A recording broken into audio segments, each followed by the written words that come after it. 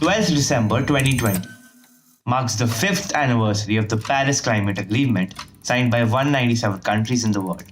The Paris Agreement's aim is to keep the global temperatures well below 2 degrees Celsius above pre-industrial levels, meaning the current average global temperature to not increase more than 2 degrees Celsius as compared to the average global temperature pre-industrialization period. But 2 degrees Celsius के increase से क्या फर्क पड़ता है? ये number लग छोटा रहा है, लेकिन इसके एक्सट्रीम इफेक्ट्स होंगे.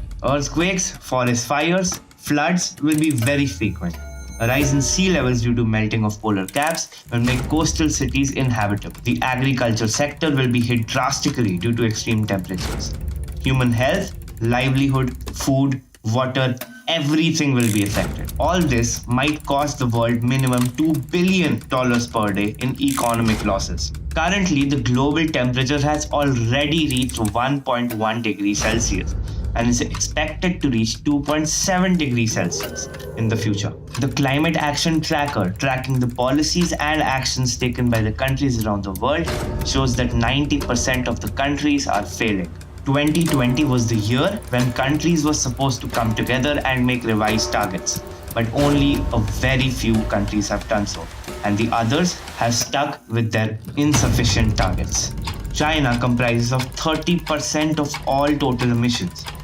USA is a 15% contributor, India a 7% contributor, and the EU a 10% contributor makes 70% of all total emissions around the world. And all of these countries are failing.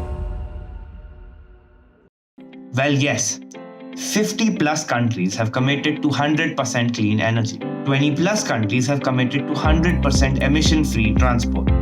China targets to lower carbon intensity by 65% by 2030. The EU targets to cut its carbon emissions by 40% by 2030. Developing countries like India are finding cleaner, more efficient ways to produce energy. But what is key to success is the willingness of the government to make good policies, but more so, the willingness of the people to follow them. It is important for the people to set their priorities right and elect environmentally aware leaders. Ask yourselves this question.